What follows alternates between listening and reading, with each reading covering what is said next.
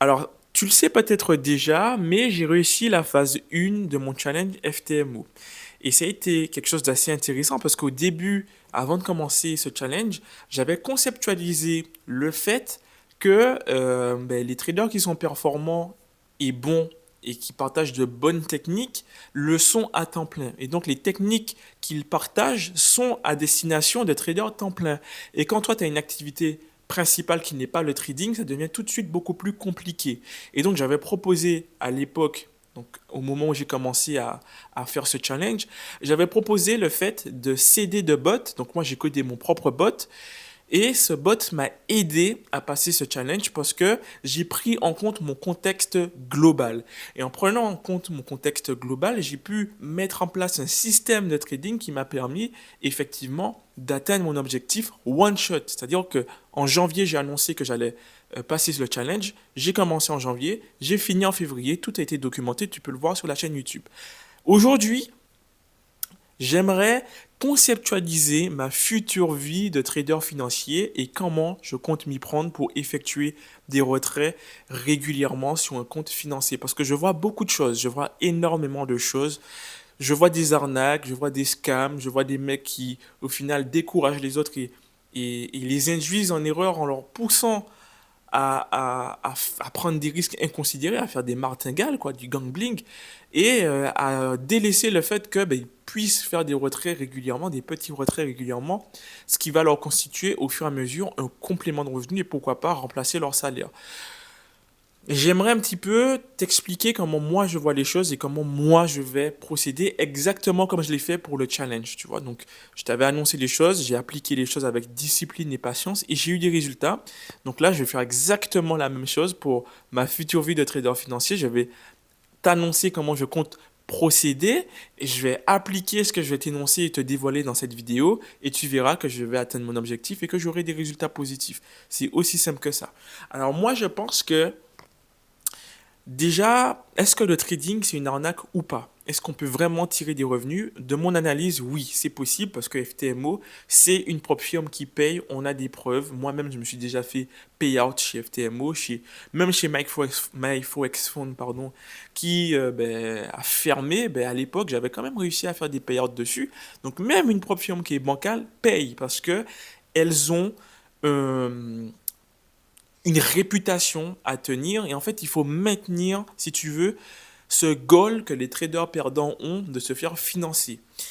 Maintenant, ce que j'expliquais à ma communauté sur Instagram, sur Telegram, pardon, c'est que euh, on le sait tous que les propres firmes elles se rémunèrent sur les challenges ratés.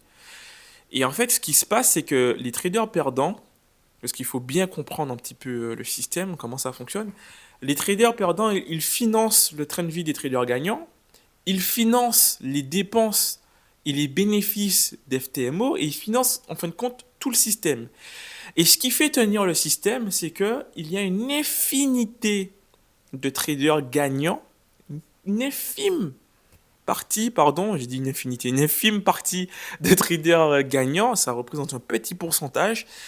Et ce petit pourcentage, il peut ponctionner comme ça de l'argent chez FTMO en étant rentable parce qu'il y a une infinité pour le coup. Là, c'est vraiment une infinité de traders perdants en face qui échouent et échouent et échouent des challenges et ils vont constamment réalimenter la machine.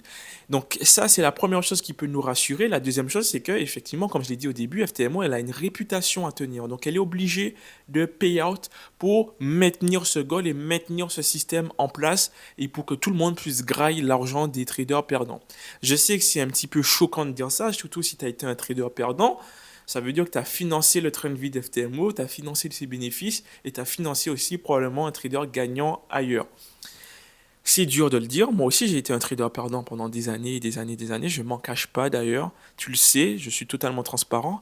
Mais à un moment donné, il faut admettre et affronter la vérité en face, la réalité en face, pour pouvoir commencer à réfléchir à de vraies solutions pour passer du côté des gagnants.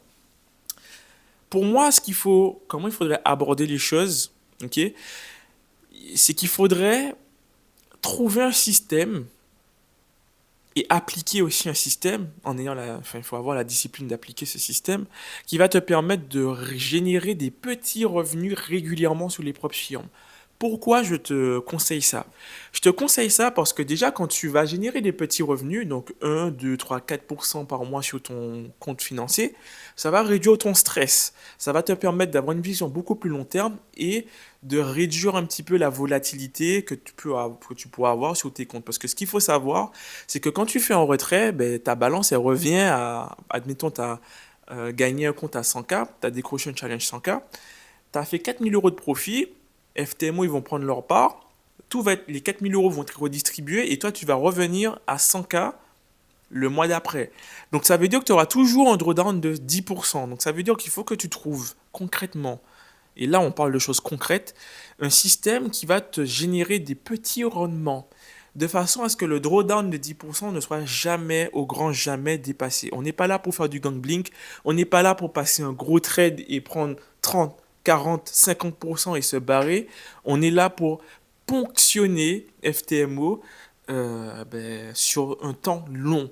Et sur un temps long, on va ponctionner beaucoup plus que si on avait passé un gros trade et qu'après on est obligé de repasser des dizaines et des dizaines de challenges en faisant du gambling pour pouvoir à nouveau avoir l'opportunité de passer un gros trade qui fait 10, 20, 30, 40, 50%. Tu vois ce que je veux dire? Donc ça, c'est déjà une façon logique de penser. Je te conseille ça parce que du coup, ça va te permettre, au-delà du fait de rester dans le clou du drawdown que t'imposent les propres firmes, ça va te permettre aussi de passer sous les radars d'FTMO. C'est-à-dire qu'à aucun moment, FTMO ne pourra te refuser un payout à partir du moment où tes payouts sont raisonnables. À partir du moment où c'est 1, 2, 3, 4%, FTMO, derrière, ils ont leur réputation à tenir et donc ils vont te payout. Et dans tous les cas, ils auront le cash pour te payout. Tu vois ce que je veux dire? L'objectif, c'est pas de casser la banque. L'objectif, c'est de collaborer avec eux et de ponctionner l'argent des perdants, des traders perdants. Ok? C'est ça l'objectif que l'on doit avoir en tant que trader propre firme. Donc voilà, moi, c'est ce que je vais faire. Donc je vais m'aider de mon bot. Mon bot, je vais le configurer pour qu'il ait une gestion du risque carrée. Et l'objectif, ça va aller de chercher 0,5, 1, 1,5, 2% par mois. S'il y a plus, pourquoi pas, je dirais pas non. Mais j'irai pas aller chercher au-delà de 10%. Ça, c'est de la folie, ça sert à rien. J'irai pas prendre des risques inconsidéré, je prendrai mon temps, je prendrai des opportunités, les meilleures opportunités du marché de l'année pour m'assurer en fait que je me place à chaque fois sur les meilleurs setups et pour mettre toutes les chances de mon côté, quitte à trader beaucoup moins, quitte à parfois passer 1, 2, 3 semaines sans trader, au moins ça me garantit de ne jamais dépasser le drawdown et donc de continuer à avoir cette chance de ponctionner les traders perdants. Ok? Ensuite, la deuxième chose, c'est la diversification. Donc, moi, dans mon objectif, oui, je vais me faire financer un compte chez FTMO. Oui, j'ai comme objectif d'atteindre l'allocation maximale chez FTMO. Mais j'ai aussi l'objectif de diversifier mes fonds. Parce que si jamais demain matin, ben, FTMO ferme, mais j'aimerais bien me rabattre sur une autre propre firme. Donc l'idée, ça va être de se diversifier sur plusieurs propres firmes et de déployer la stratégie sur d'autres propres firmes pour pouvoir mutualiser les gains.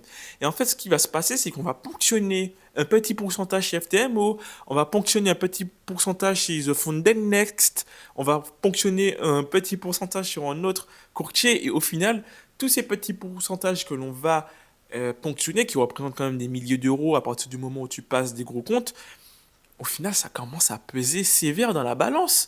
Et c'est comme ça qu'en fait, sur le long terme, je compte atteindre mes objectifs.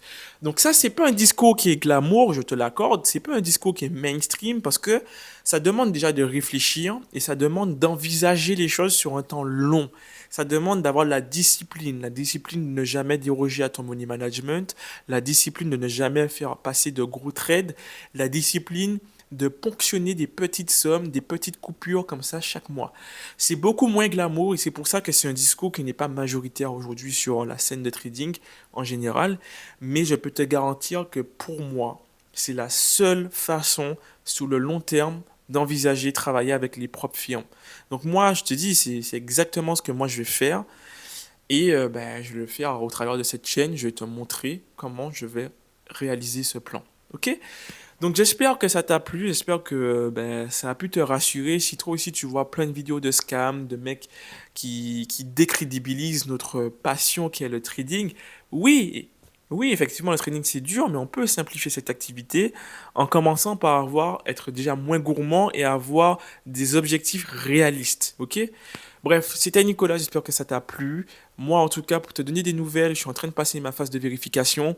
Je vais pas forcément faire de récap parce que c'est une phase qui est très stressante. Je trouve personnellement que la vérif, elle est beaucoup plus stressante que le challenge parce que ben, tu te rapproches de plus en plus de ton objectif et donc l'enjeu se grossit.